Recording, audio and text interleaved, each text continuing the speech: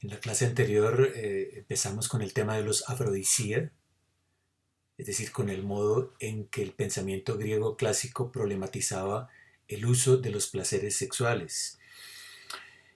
Digamos que esta problematización, lo habíamos mencionado también, era realizada por ciertos hombres preeminentes, sobre todo médicos y filósofos, quienes aconsejaban a los miembros varones de las clases altas de la sociedad a realizar un buen uso de los placeres.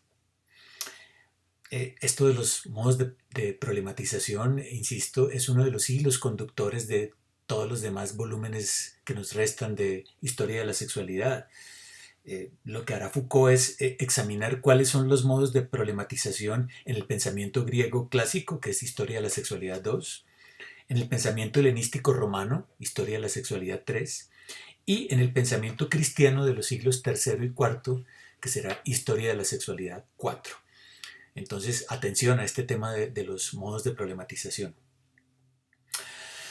Lo que Foucault investiga, entonces, es el modo en que el uso de los placeres va de la mano con la constitución de un sujeto moral, decíamos, capaz de tomar distancia frente a usos y costumbres anclados en el sentido común, en lo que en el video pasado denominé la valoración espontánea de los afrodisíacos, con el fin de que ese sujeto pudiese conducir su vida de acuerdo con lo que se consideraba digno de un hombre libre y sabio. Por ejemplo, si en el ethos del sentido común era aceptado el comer y beber hasta saciarse, el mantener relaciones sexuales fuera del matrimonio conducentes a la generación de hijos, el darse placer indiscriminado con otros hombres, etcétera, etcétera, los consejeros de prudencia, a los que Foucault recurre como fuente historiográfica, Aristóteles, Xenofonte, la figura literaria de Sócrates, recomiendan entonces un uso moderado de todos estos placeres que en sí mismos no son vistos como ilegítimos, sino como inconvenientes. Vale, pues por lo dicho anteriormente ha quedado claro que cuando Foucault habla de ética, no se está refiriendo al modo como buena parte de la filosofía del siglo XX asume este término. Es decir, no se refiere, como haría tal vez la filosofía analítica, a una reflexión sobre las condiciones de validez del lenguaje moral, y tampoco, como harían quizás filósofos de corte liberal como Habermas o Rawls, a una teoría de la fundamentación de enunciados normativos, y tampoco a un intento de definición de lo que significa la vida buena en el nivel de la comunidad política a la manera de las éticas neoaristotélicas. No es ni la lógica de la argumentación moral, ni el problema de la justicia, ni el problema de lo bueno, lo que constituye el objeto de reflexión ética de Foucault.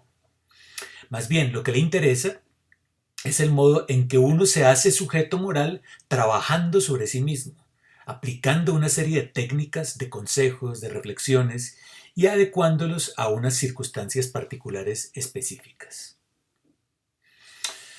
Pues bien, para analizar el modo en que el comportamiento moral de las personas y en particular su comportamiento sexual se problematiza en el mundo griego clásico, Foucault recurre a tres ámbitos de experiencia, como lo dice la página 91 del uso de los placeres. Tres focos de reflexión, que son el cuidado del cuerpo eh, o dietética, la gestión del oikos o económica y el amor a los muchachos o erótica.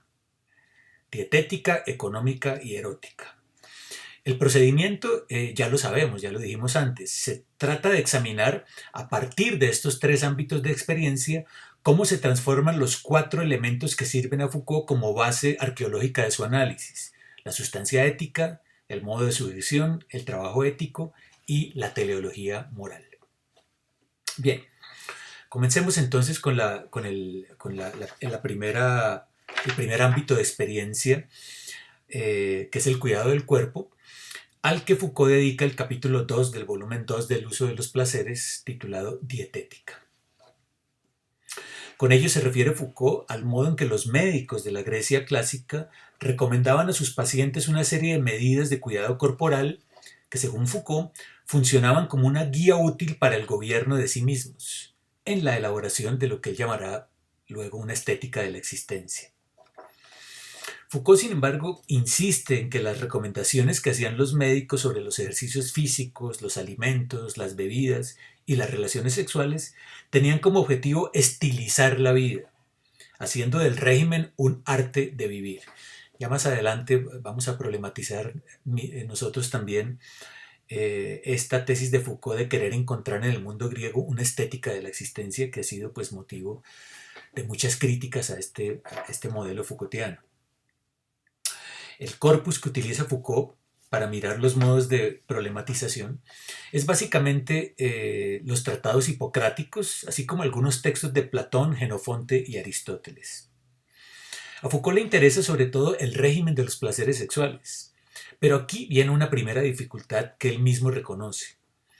Uno puede encontrar recomendaciones detalladas en torno a los ejercicios físicos, al régimen alimentario, al estado general del clima, etcétera, en los documentos con los que disponemos para mirar estas cosas, pero en esos documentos no se dice en realidad mucho sobre el comportamiento sexual. Este se halla completamente subordinado a la gestión de la salud corporal, pues lo importante en la dietética era el cuerpo, no el sexo. Foucault dice que el cuerpo, en la Grecia clásica, era un dominio privilegiado para la constitución moral del sujeto. Esta es su tesis. El comportamiento sexual, entonces, no como un dominio de problematización en sí mismo, como ocurría en la modernidad con las ciencias sexuales, sino como un elemento subordinado al modo como un sujeto se hace moral en relación con su propio cuerpo, aceptando y adaptando un conjunto de técnicas y consejos relativos al cuidado y mantenimiento de la salud. Vistas las cosas en esta perspectiva, resulta claro, como ya se dijo, que no existía entonces una ciencia sexualis en Grecia y que tampoco existían unos discursos que tomaban la sexualidad como objeto específico de análisis.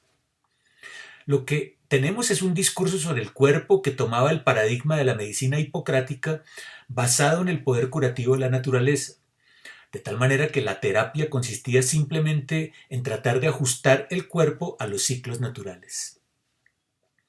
El discurso hipocrático enfocaba la enfermedad como resultado de un desequilibrio de las fuerzas naturales que componen el cuerpo. Estas fuerzas, o humores, como las llamaba Hipócrates, eran básicamente 4 y correspondían a los 4 elementos de la naturaleza: sangre, bilis negra, bilis amarilla y flema, los 4 humores. Entonces la idea era recuperar el equilibrio de estos 4 fluidos para recuperar la salud, atendiendo a las condiciones específicas de cada cuerpo. Y lo que decía Hipócrates era que en cada cuerpo predominaba uno de los 4 humores. Entonces había cuerpos sanguíneos, cuerpos melancólicos, cuerpos coléricos y cuerpos flemáticos.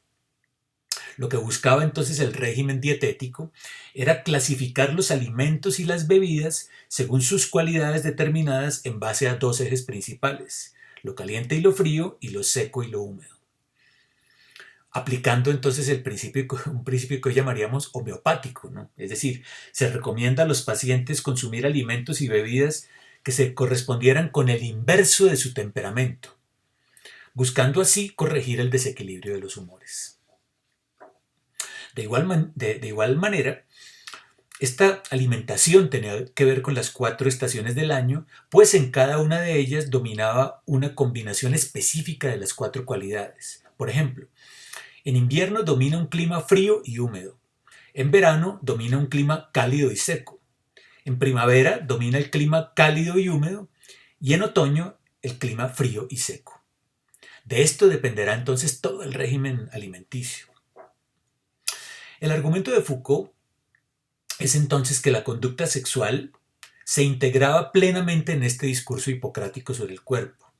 Cito: es dentro de este contexto general que el uso de los afrodisíacos está reglamentado, teniendo en cuenta los efectos que pueden producir sobre el juego del calor, el frío, lo seco y lo húmedo.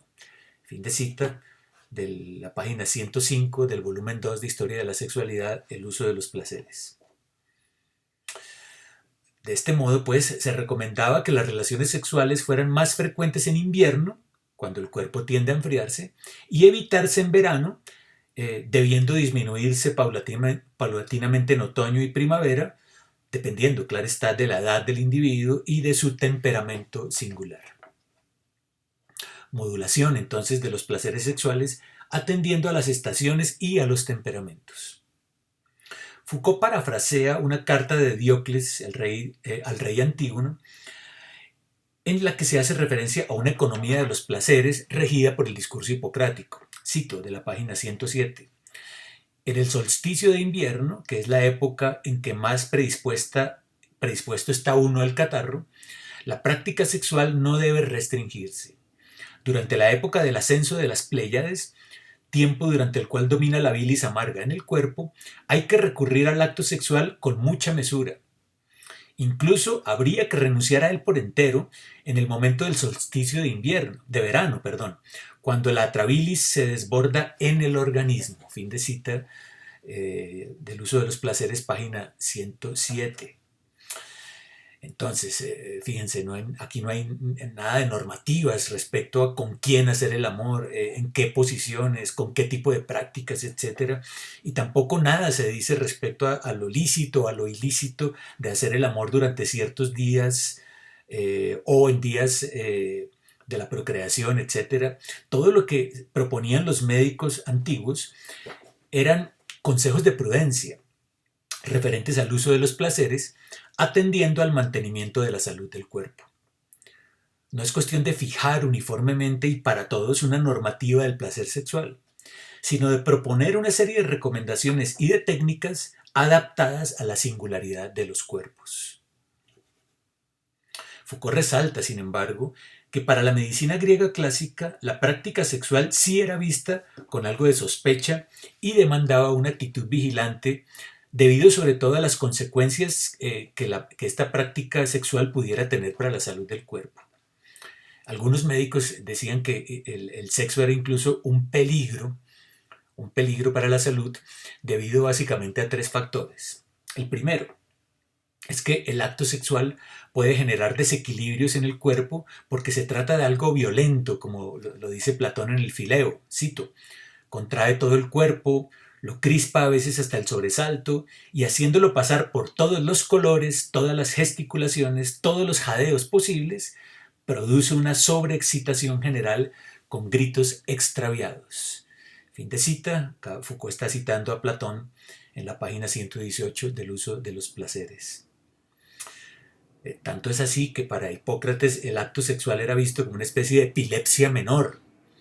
Y obviamente pues se están refiriendo aquí al orgasmo, que aunque es algo natural, no necesariamente era considerado bueno para todos los cuerpos, porque esto dependería pues de acuerdo a la situación peculiar de cada individuo, su edad, su temperamento, su estilo de salud. Pues habría que estar vigilantes respecto al uso de los placeres para que con el orgasmo no se genere un mal posible para el cuerpo. Hay orgasmos peligrosos. Bien, el segundo peligro es que el acto sexual era visto por la medicina griega antigua e incluso también por la medicina china como una especie de gasto para el cuerpo. Un gasto de fuerza, un desgaste. Se creía que en el momento de la eyaculación, el cuerpo masculino perdía una sustancia preciosa encargada de producir la vida. El semen, según se creía, tiene su origen en el cerebro y de ahí baja por la médula espinal hasta salir por el pene.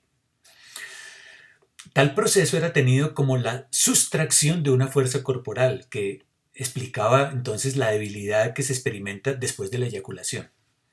De modo que eyacular demasiado es también un peligro para el cuerpo, que puede desencadenar diversas enfermedades, pues supone un debilitamiento permanente del cuerpo. Bien, Foucault reconoce que este diagnóstico de la eyaculación peligrosa pues, se centra en lo que él llama pues, un esquema eyaculatorio que refleja el modelo viril desde el cual se pensaba el comportamiento sexual en el mundo antiguo, tema que abordamos en la clase anterior y hablábamos de ese machismo basado en la actividad de la penetración, lo mencionábamos, pero el punto es que este esquema viril se transpone también al cuerpo de la mujer. Se piensa que el placer de la mujer depende enteramente del placer del hombre. Cito: si el placer de la mujer se intensifica en el momento en que la esperma cae en la matriz, sucede a la manera de la flema que de pronto se aviva cuando se le echa vino. Si en cambio la eyaculación del hombre entraña el fin del placer de la mujer, sucede a la manera de un líquido frío que se vertiera sobre el agua muy caliente. Enseguida cesa la ebullición. Fin de cita de la página 121 del uso de los placeres y bueno, fantasías masculinas sobre el placer de la mujer. Es entonces el hombre el que determina el fin y el principio del placer de la mujer. Bueno, en cuanto al tercer y último peligro del acto sexual, este tenía que ver con el problema de la descendencia. Para un hombre libre, era importante engendrar hijos sanos, capaces de asumir el rol público que se esperaba de ellos como pertenecientes a las familias más prominentes de la sociedad. Recordemos lo que ya dijimos antes, que la democracia griega era un modelo de gobierno que se daba en medio de la aristocracia, en medio de estructuras sociales y feudales, de carácter aristocrático. Por eso el hombre debía tener cuidado, dice Foucault, de examinar cómo y en qué ocasión hacía el amor. Los médicos proponían una serie de recomendaciones para evitar que la descendencia fuera malsana. Era muy importante tener hijos sanos, como digo. Recomendaban, por ejemplo, que la mujer, que la mejor edad pues, para procrear es entre los 30 y los 35 años para el hombre y entre los 16 y los 20 años para las mujeres, cuando el vigor corporal está en la máxima potencia tanto en hombres, cuerpos masculinos como femeninos, página 114. De igual modo se recomienda evitar hacer el amor mientras está borracho y hacerlo en una época del año favorable, cuando la naturaleza empieza a crecer, a levantarse las pléyades, como veíamos en aquel texto, cuando la luna es creciente, por ejemplo, o en la primavera. Es por eso que en primavera solían ser los esponsales en casi todo el mundo antiguo. No obstante, esto no significa que el objetivo del acto sexual estuviera restringido únicamente a la procreación, como luego ocurriría con el cristianismo. Atención con esto. Al final del capítulo 2 del uso de los placeres, Foucault hace una anotación importante ya comentada también en otra sesión. Si bien el uso de los placeres fue objeto de preocupación moral, no solamente entre los griegos, sino en general en el mundo antiguo, parece que solo los griegos desarrollaron un ars vivendi, una techné tou biou, a propósito del comportamiento sexual, muy diferente al ars erótica desarrollada por los chinos. Foucault tiene una pequeña reflexión sobre esto en la página 129 del uso de los placeres, no voy a comentarla, simplemente decir que en esta ars erótica de los chinos, el acto sexual no era visto como un peligro, como para los griegos, sino como una oportunidad para la intensificación de los placeres, y recuerden que este es uno de los temas que interesa a Foucault desde antes, desde la Historia de la Sexualidad 1. Sin embargo, pero esto no lo desarrollaré ahora, la tesis de Foucault de que existió en la Grecia clásica una estética de la existencia y de que el comportamiento sexual era un elemento central de ella, es negada rotundamente por los helenistas, como lo comentaré más adelante en esta serie de clases.